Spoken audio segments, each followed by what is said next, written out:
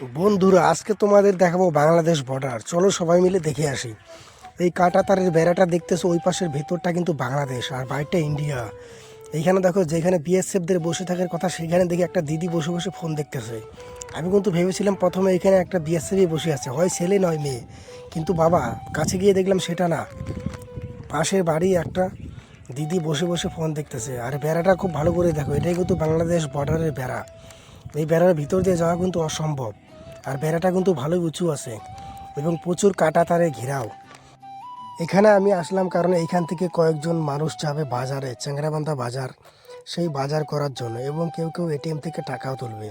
এবং বেড়ার এই পাশে যারা আছে তারা কিন্তু সব ভারতবর্ষের লোক, তারা ইন্ডিয়ান। এবং বেড়ার ভেতরে যারা আছে তারা সব বাংলাদেশি।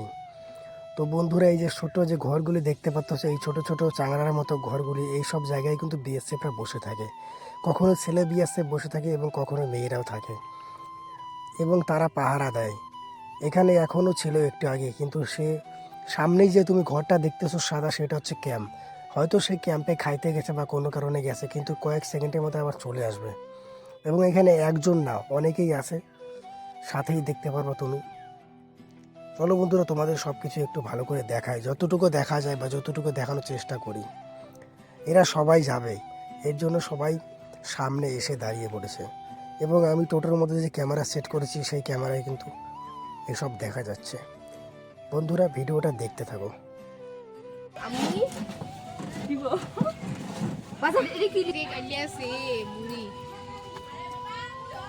বুড়ি গাইলে তো পোষা বসি করেছে দেখছে আজকে তোমার খাবেন দাবেন চলে এসে বান্ধবীর বার্থডে বলে কোথা ওই বান্ধবী আর বান্ধবী তো বান্ধবী হেল্প করবে না ছিল কবে ওই মোড়ের মাথায় চলো, ওখানে বাচ্চা আছে দুইটা।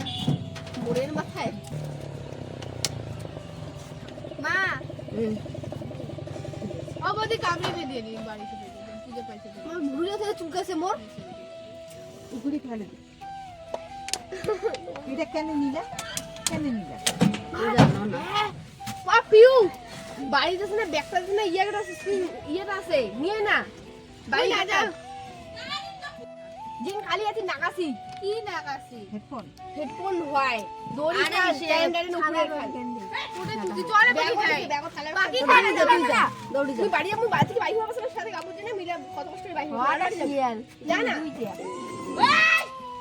জান না তুই কোনে খুশি দিনের বেলা বাড়ি দিতে পাখি দিনে ফুটেছে ব্যাগটা পাখি জানো মুই কি জানো কতদিন ওই যে বুড়ি ঘর নালে ব্যাগটা ধরিয়ে চল মোর বেটি আর কিচ্ছু হবে না ওই থাকে আদি আর সুবাকে দেখি আর জেদ ধরছে দেখছি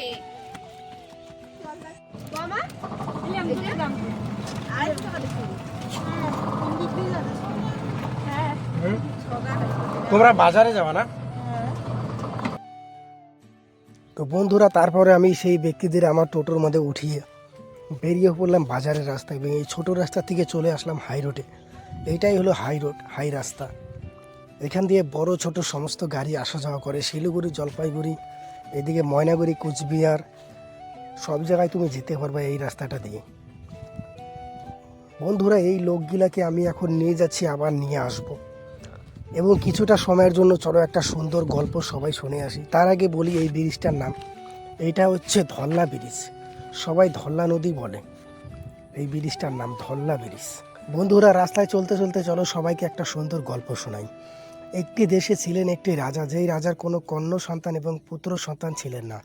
সেই রাজাটা ধীরে ধীরে বয়স বাড়তে লাগলো এবং রাজাটা সিদ্ধান্ত নিল এই রাজ্যের ভার কার হাতে তুলে দেয়। একটা সৎ ব্যক্তি সে খুঁজতেছিল, কিন্তু পাচ্ছিল না।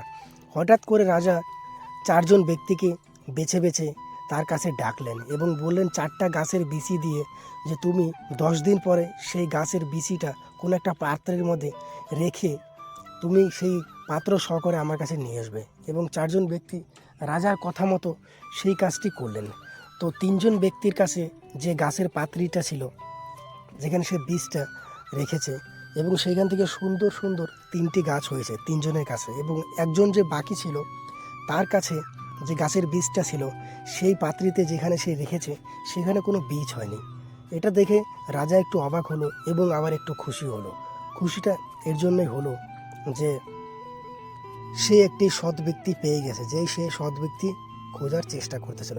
কারণ ভাই সেই গাছের বীজগুলি ছিল প্রত্যেকটাই খারাপ, আর সেইখান থেকে চারা হওয়ার কোনো কথাই না। তো বাকি 3 জন রাজার সাথে প্রতারণা করেছে, আর বাকি যে একজন ছিল সে একদম সৎভাবে যে রাজা বীজ দিয়েছিল সেই বীজই বপন করেছে, আর বাকি 3 জন বীজ চেঞ্জ করে ফেলেছে। এর জন্যই বন্ধুরা, তুমি যদি সৎ থাকো তাহলে তোমার সাথে ভালো একদিন নিশ্চয়ই হবে। তো বন্ধুরা, এই ছিল আজকের ভিডিওটা, এবং এরকম সুন্দর সুন্দর ভিডিও তুমি যদি আরও পেতে চাও, দেখতে চাও, তাহলে অবশ্যই আমার চ্যানেলটার সাথে জুড়ে থেকো। আমিও নতুন এই চ্যানেলটা খুলেছি, এবং এমনি আমি টোটো চালাই, বাকি ফাঁকে একটু ভিডিও করার চেষ্টা করি। বন্ধুরা, তোমরা আমাকে একটু সাপোর্ট করো, এই আশা নিয়েই আজকের এই ভিডিওটা এখানে শেষ করলাম। भैया चल दो हो गया।